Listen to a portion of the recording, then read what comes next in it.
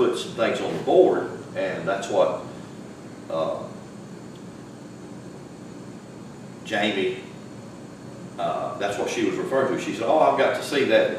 Let's see you teach that and break it down completely." Because I was actually going to take the passage of Scripture Jesus uses in John 3, you must be born again. It's a very common Christian ideology, and everybody believes and embraces you must be born again. But the backlash of that whole idea is you must be born again so that you can go to heaven. In other words, you can't, if you're not born again, you can't go to heaven. And so the alternative to that is, since you're not born again, obviously you'll spend eternity in hell with Satan. That's the whole ideology about that. But if you do away with the Satan, you realize that your immune system in your physical body is really Satan, is that part that's antagonistic against sickness and disease and the things that happens in your body. And so if you didn't have the immune system, or in other words, if Satan wasn't working, that's what Satan is. It means he's against Satan. He stands against, well, what he stands against are the things that are unhealthy or harm the physical body. So if you do away with the literal devil, Satan, and do away with the hell, there's no place to go to, then you got to come back and say, where did the idea of you got to be born again? And so that's where people get into their experiences, right? I love people, embrace people who have their experience. And what was that experience? Jesus came to them.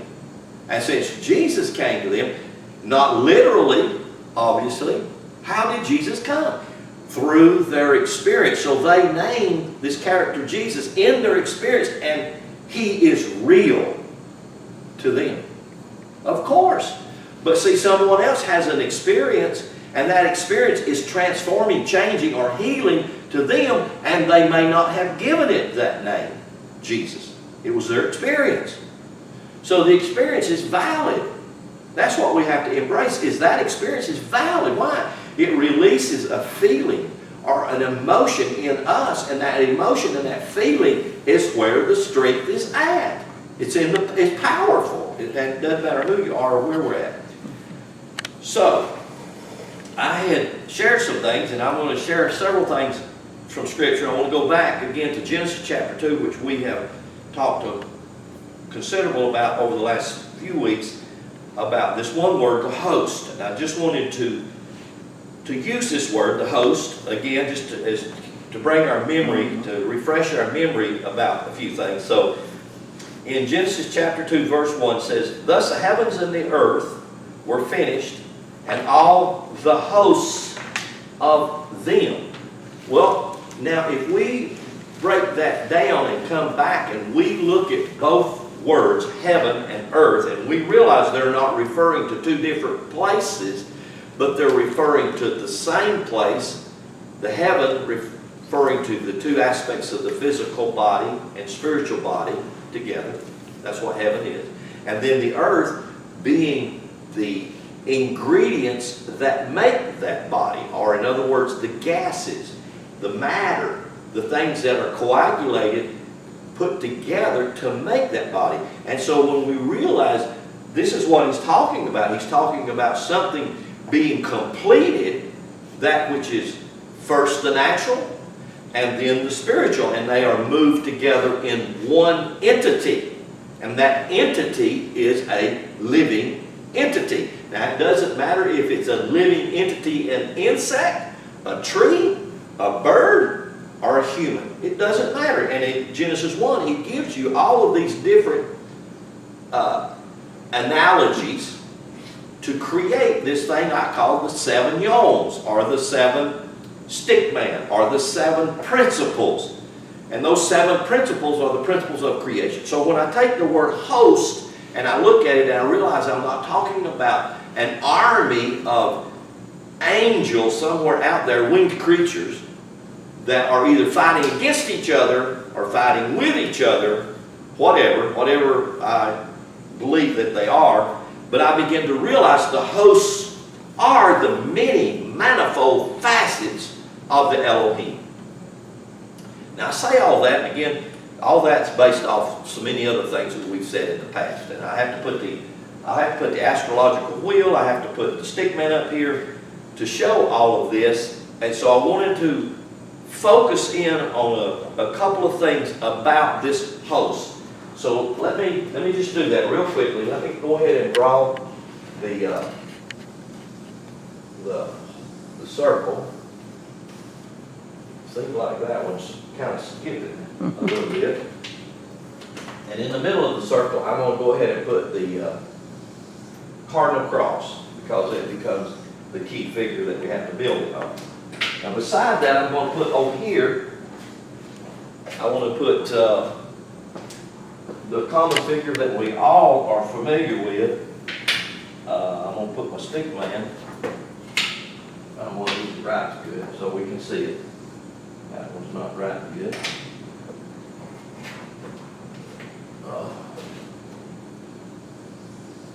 That one's not right good. Okay.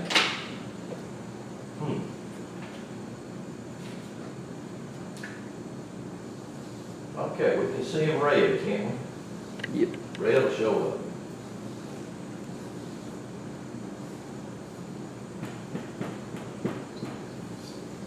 Okay. He's a happy stick man. Okay. The stick man, again, I use this analogy. It's a picture of me. It's a picture of you. It refers to us, humanity. So when I look at the astrological wheel, and I'll start right here with these divisions, because these are two of the major ones. This one's Aries, and this one is Libra. And in between here you have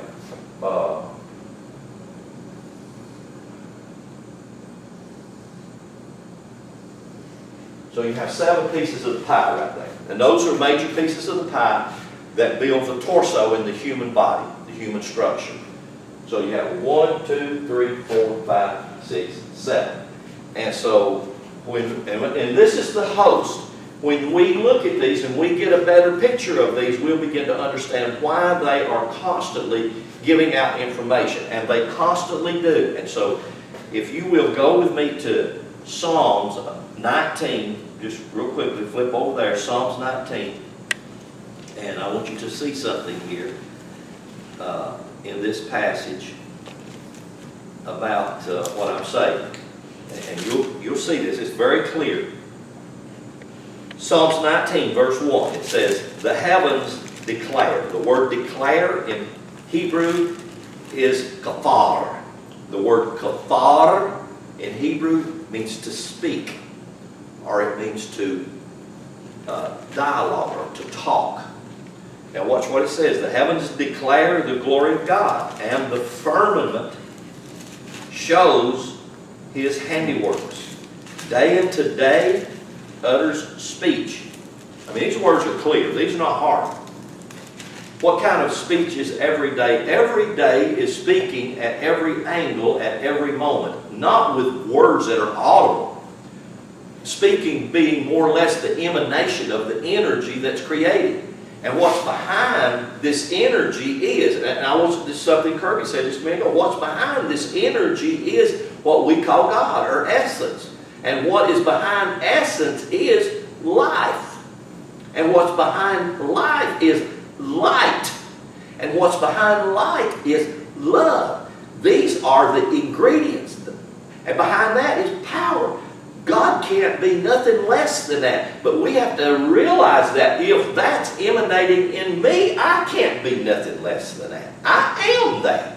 And so for us to get into all of the stuff that we get into in religion, because this and don't believe this, or this and don't believe this, or they get into fights, that's factions and fictions that we get into just living as human beings. That lessens us. That pulls us down. That doesn't build us up. Doesn't build anybody up. Doesn't strengthen anybody. But if we listen to this passage is referring to this entire astrological wheel. Or we can call it the Mazzaroth. That's what Job calls it, the Mazzaroth. The Mazzaroth or zoo in the sky, zoology, astrology. It's all referring to the same thing, and that's why you have characters in here. And all of these characters have things built inside them. If you look at Aries, Aries has what's known as 3 decans. A decan is 10 days.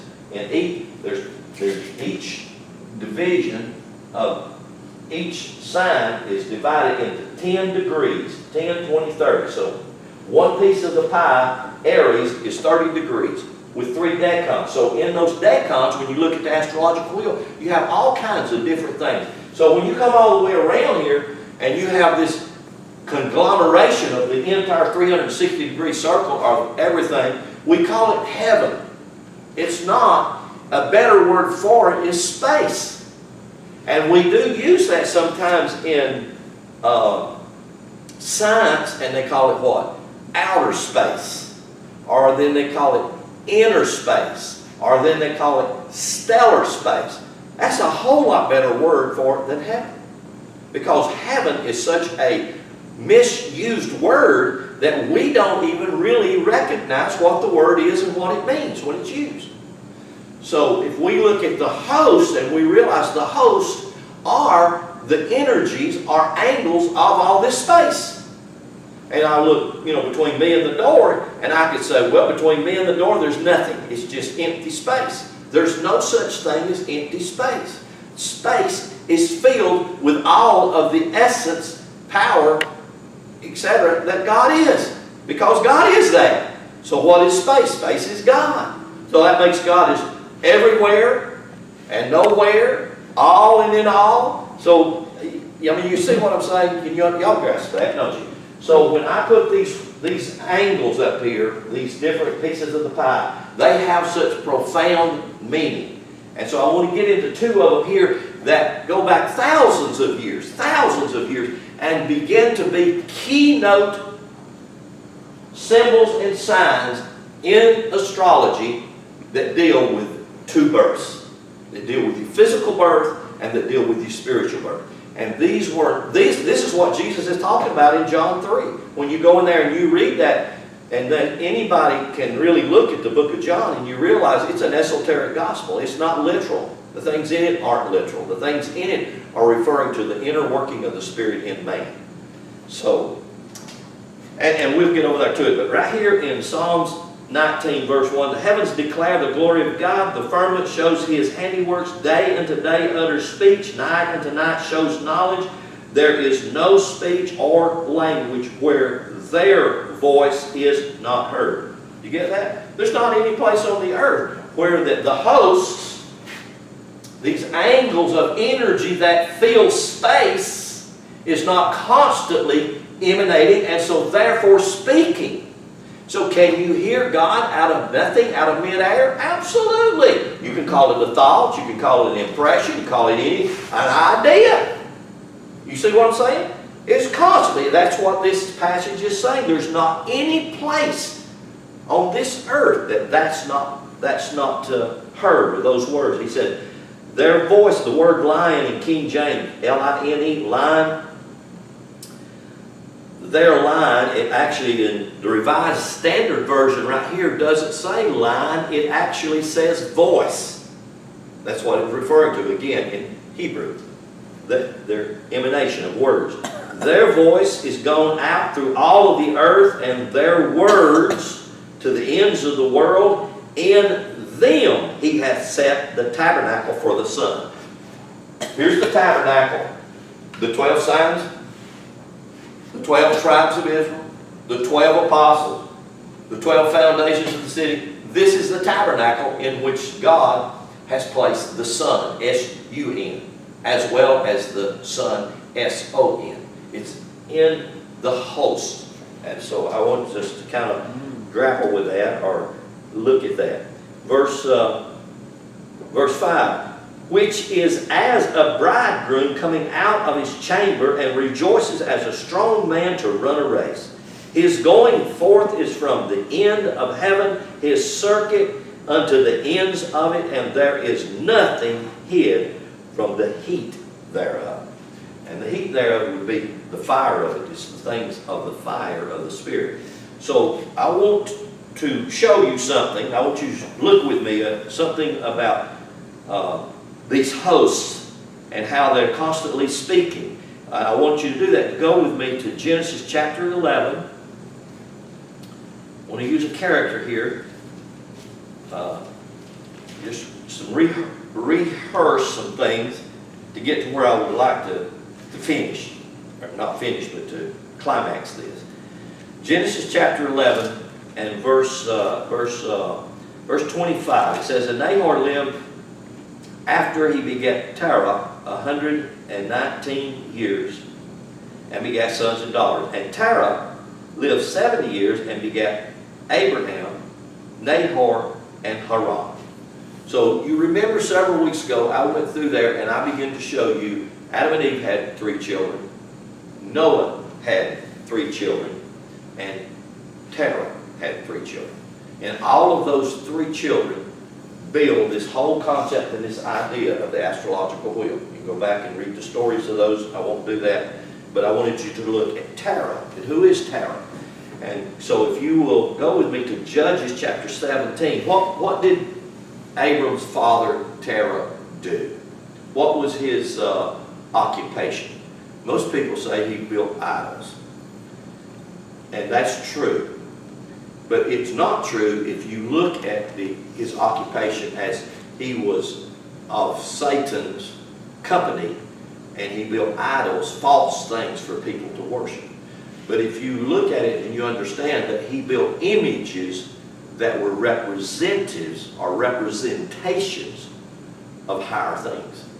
And so it's hard, it's difficult to see it and look at it in the way it needs to be looked at. That's what Terah did. So now go with me to Judges. Judges, if you will, right over there. After the first 5 books is Moses, then after that Joshua and Judges.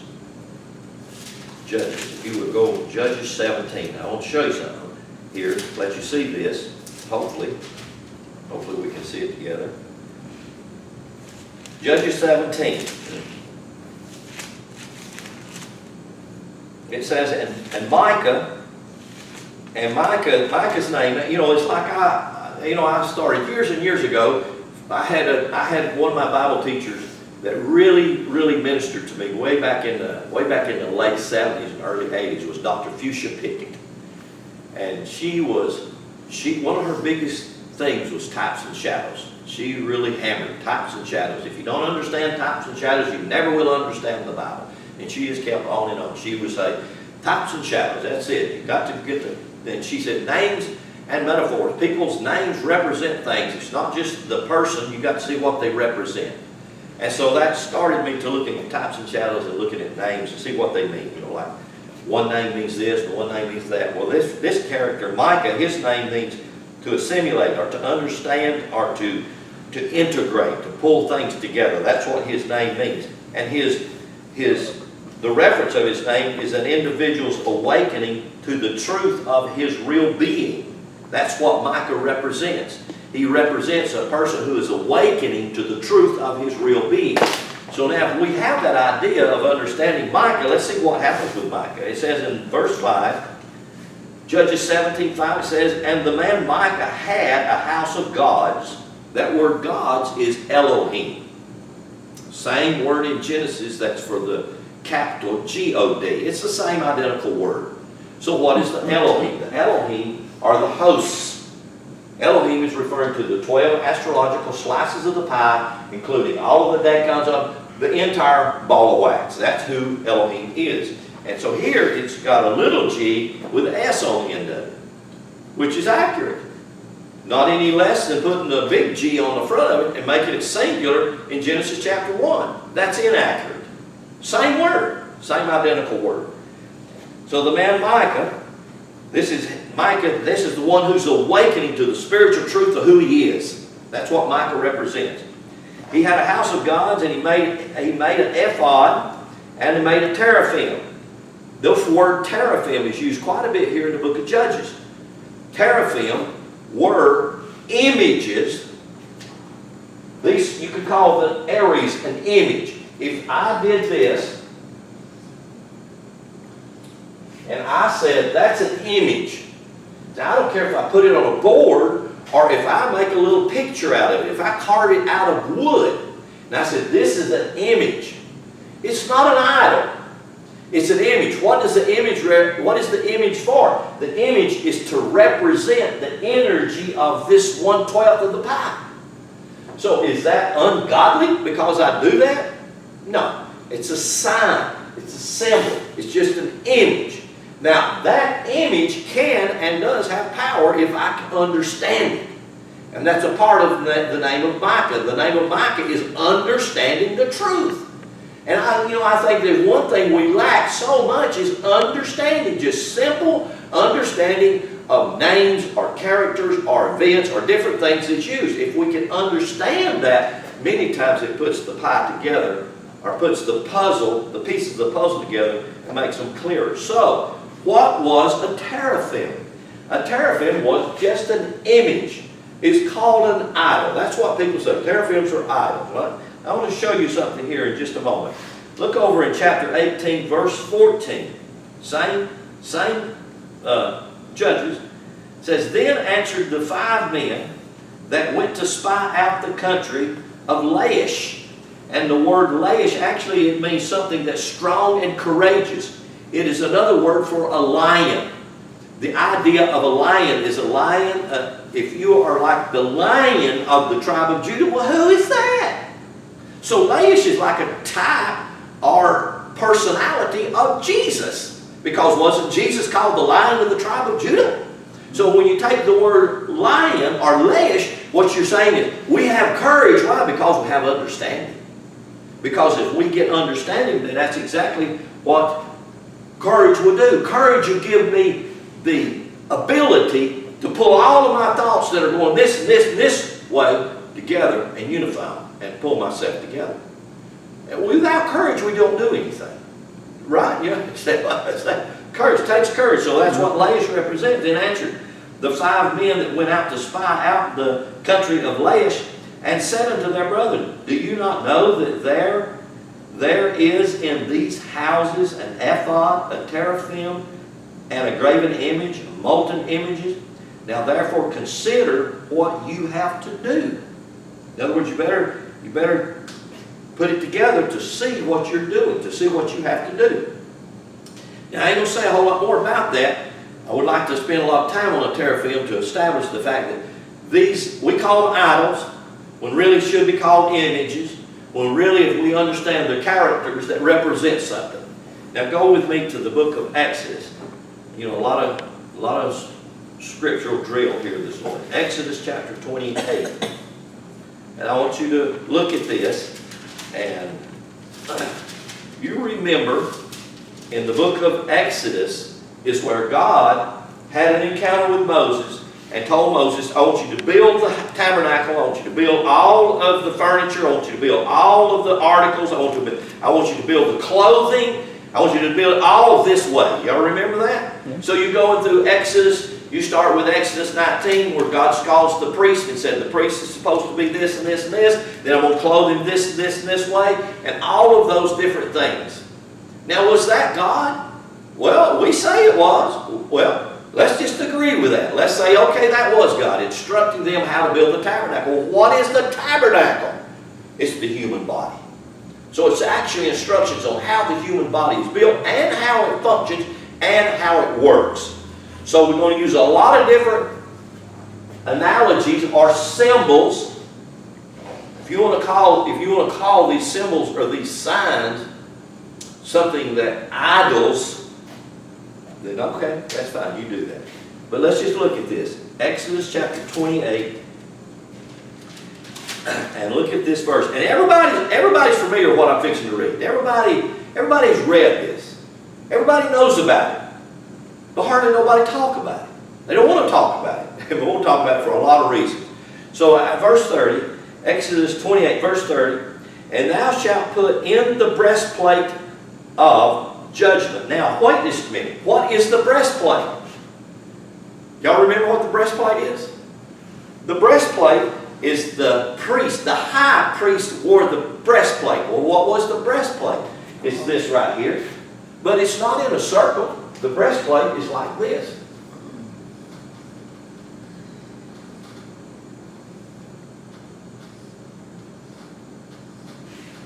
right? It's 12. It's 3 wide, 4 long. And the priest, the high priest wore it. What did he wear? They're stones, aren't they? Each stone represents each one of the symbols in the astrological wheel. So what is he saying? He's saying, look, the astrological wheel worn on the breastplate of the high priest represents all of these facets of energy that's building, that protects, and that guides this physical body. But look at something else he did right here. Look at what's this. He said, put the breastplate of judgment on the back up, verse 30. And thou shalt put in the breastplate of judgment the Urim and Thummim. How many of you remember the Urim and Thummim? What was the Urim and Thummim? Well, we could call them dice, because basically that's what they were. So inside here, he had these Urim and Thummim, and when they would come to a situation, they would take those out and they would roll the dice to see what they were going. This was God's idea, folks. This is not imagery of Satan or satanic worship. What are they doing? They're getting directions, or they're getting answers, or they're getting the ideas or the energies they need to do and to make the decisions that they make. And they use a Urim and a Thummim to do that. And of course, there's a whole lot more can be said about the Urim and the Thummim and the different aspects of that energy that is God, because that energy is God. I wanted to read you just a little note here, real quickly. No such thing as empty space. Using the word heaven to describe space has and does throw us off the path or the track to the true meaning of heaven and space. They're not the same thing. Space is what space is. Heaven is what heaven is. And heaven is the two aspects. Shin Mem, Yod Mem. That's the Hebrew words that spell it. Waters above, waters below. It's referring to the two aspects of a physical body. The mystics' name for space is Ab. That's the Hebrew word for father or source. Ab. Su. S-O-O. The mystic's name for space is Absu. The word Ab in its meaning is father, not as a man or a human, but as the head or the source of the waters of knowledge.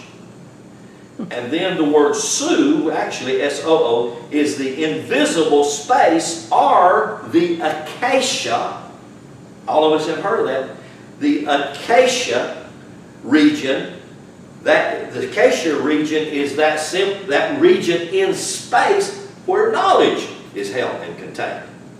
And actually that's where all of us hold all of our information, is in the acacia records. And we've heard very little, not enough about that, but we have heard some about that. And so I wanted you to go with me now, if you will, to John chapter 3, and I'm going to try to tie this together. And I wanted to read something to you from Alvin Boyd Kuhn. Let's see.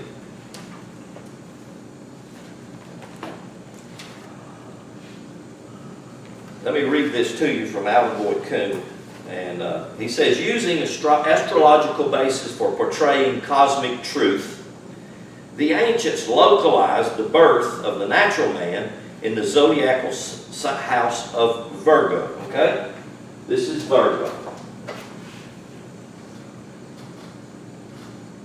Now, he's going back, we're going back thousands of years. Okay, we're going back 2, 4, 5,000 years BC, before Christ. And all this knowledge was available, and it was all shared, it was all taught. Now, in Virgo, we have, if you look at this sign, I'm going to just kind of draw this sign, sort of, in a way. That's her hair.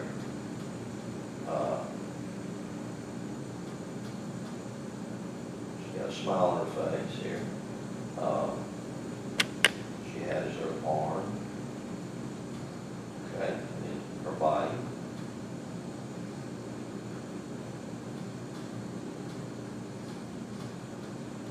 And she has this arm, this arm. Now this is a picture of a woman, right? Y'all, can you get this? This is how she's pictured. Is it pretty close? Pretty good? Now watch this. And this is exactly how it is in the astrological charts. I want you to pay attention because I'm going to read you a few things about this. How many of you always have heard that Virgo is the sign of the Virgin? Well, in Virgo, just like in Aries, just like in every sign, there are 3 decans. One of the decans in Virgo is a woman sitting in a chair, holding a baby, nursing it to her breast. That's one of the decans, and that one's called Coma. She has another decan, and that one is right here. It's actually the brightest star, and it's right on the equator. And in this is one of the key figures in the sign of Virgo. This one is called Spica. Have you ever heard of that? That's one of the, I'm just naming the different decans that's in this sign. And this one is called Spica. And in her hand, she's holding a handful of wheat that's ready to be harvested for grain. In other words, it's called a spike. That's what a spike is. That's why it's called spica, because it's referring to a head of wheat that's ready to be ground into flour to bake bread. So one of the greatest aspects about this symbol of Virgo is not necessarily the virgin, which is not a virgin, it's a young maiden. It's a woman who's had a child. But Virgo, one of the aspects about it is called bread, because of spica. That it's right on the equator, right, and then right here again where her head is laid on this line is referring to her knowledge, and this was actually called House of Bread. House of Bread. All ancient mythologies, that's what they looked at Virgo, because of those things. And there's a lot more can be said about it than I'm saying this morning, but I'm just trying to get something out to you so you can see, because this is knowledge that needs to come to the forefront. We need to embrace it. And once we embrace it, the more we embrace it, the more we can understand who we are and get free. The astrological basis for portraying cosmic truth, the ancients localized the birth of the natural man in the zodiacal house of Virgo, and that of the spiritual man in the opposite house of Pisces.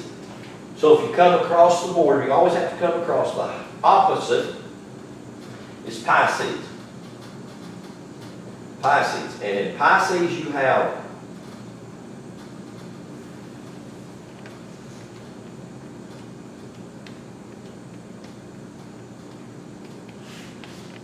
two fishes, right? One going this way and one going this way. They're going in opposite directions. Now they are fish in water, and so actually Pisces represents fire. They represent the fishes in water. So let me read on just a little bit more. You get, because these opposite signs are always referring to the balance. Just exactly like this sign right here is the picture of the brain. And this sign right here is a picture of the pelvic, in which the pelvic, the two balance, the balance beams, the pelvic, the brain, the left and right. So you have to see, this sign, Aries, balances out this sign, Libra. It always works that way. And as you and I begin to find out where you are, like my birth is right here. I'm directly on this parallel line. So I get a part of both the Lion and Virgo, and I get a part of Aries and Pisces because I'm right on the cuff. So wherever you fit, no matter where you fit in here, like my granddaughter Rachel, she's right here. She's, let's see, where's she at? She's right in the middle. She's the 6th. She's December the 6th. Right there. And so the way that she would balance hers out, she would come right up through here to Gemini. And you see what I'm saying? Can y'all follow that? I mean, it's where you find your strength and your weakness. It's where you find your balance point. It's not just in your birth sign. It's in the opposite sign across from it. That's what gives you this balance. That's why you have the opposites. These opposites makes the 7. 1, 2, 3, 4, 5, 6, 7. 1, 2, 3, 4, 5, 6, 7. The principle of 7 is all the way through Scripture. The principle of 7, the complete, is referring to the physical man, the physical body. So, read again here. The first was the virgin Virgo, the mother, the primeval symbol of the Virgin Mary thousands of years before there was a Virgin Mary. Virgo gave man his natural birth by water and became known as the water mother. Pisces gave him his birth by the fish and was dominated as the fish mother. The virgin mothers are all identified with water as their symbol. There are various different names: Mira, Mary, Venus, Typhon, etc. Goes on and on. Are all designations for water. On the other side, there are fish avatars: Vishnu, Iones, the dragon, different names. They stand for birth by spirit or by fire. So now, here's what he's saying. He's saying that Virgo represents the birth by physical. Pisces represents the birth by spiritual. So it doesn't matter what age you're in. That's just what those symbols represent. Now, I want you to think with me. In the stories, Matthew, Mark, Luke, and John, all 4 of the Gospels, there are constant stories told by Jesus about fish and bread. Right? 2 fishes and 5 loaves. Always. 2 fishes and 5. Why is he always telling these stories? And when he tells these stories, he said he fed the multitude with the 2 fishes and the 5 loaves. Now, if we get an understanding of astrology and we begin to open our eyes to some deeper understanding and quit making these stories literal, we get to scratching our head. Now, how are you going to feed 5,000 or 10,000 or 2,000 with 2 fish and 5 loaves of bread? And then you know what they just keep doing? They say, well, they just keep pulling into the basket, and when they pull it out, God just makes it manifest and grow back. And you know good and well those ideas, your mind bogs down. You say, how could that possibly? And then the best way to say that, well, with God all things is possible. If you just got faith, just believe, just trust God, and just keep pulling out that empty basket, just open that loaf, and God will just keep making more and more loaves. If we look at it and we get the understanding of these opposites, and we realize the balance of it is what God is trying to get us to see. Not the literal thing that someone did 2,000 years ago, because the story that Jesus was using was a story that was taken 2,000 to 5,000 years before that. The same story. Bread. Why? Because that's one of the major parts of this sign, this symbol, is the spica. And you can look at it in any astrological chart. She's sitting there and she has got that spica wheat, referring to bread. And when do you think in the seasons the farmers get their wheat? Right here. Fall of the year. When this is happening. What's happening? Well, the sun is going down. The sun is setting. The sun is going into fall, right? Going into winter, into darkness, into deeper matter. And what's happening over here in spring, in the springtime? The fishes. One fish is, what's he doing? He's going up. Resurrection, spirit. That's what the spirit, that's fire. It's beginning. Fire always goes up. So you have the up and the down. It's the balance. Comes us back and brings us to that place of balance.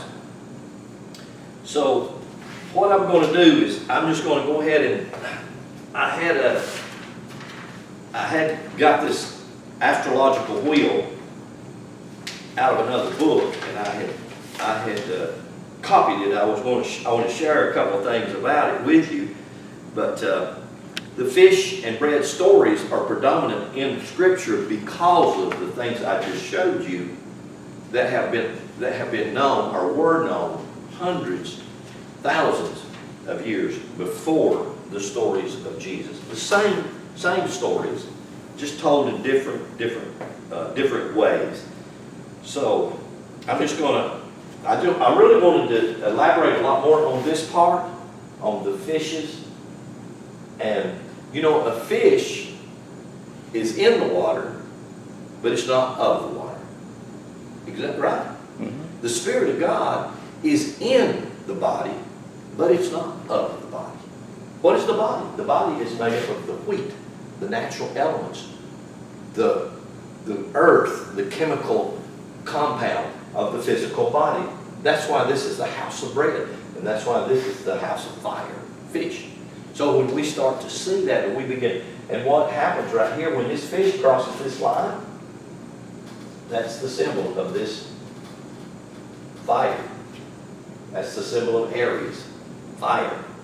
That's the symbol of spirit. So when Jesus is using the analogy in John 3, he said, you must be born again. Actually, the King James says again. I think any other translation says afresh or anew. And it really is simply referring to the awakening of who you are both as a spirit, in the earth. Jesus told his disciples in John 17, in that long discourse of prayer, whatever you want to call it, in John 17, he said, you're in the world, but you're not of it. The Spirit of God is in you, in the world, but it's not of it. It doesn't have to be ruled by it. It doesn't have to be dominated by it. Your physical body, on the Virgo side, it's made of the elements of it. And so, if we get a greater understanding of that, we can embrace more of who we are, more of what we have as power beings, so that we would realize that as essence is, I am. So if God is love, I am love. And so if God is light, I am light, because it's God in me, the source of my being. Amen. See, something to chew on.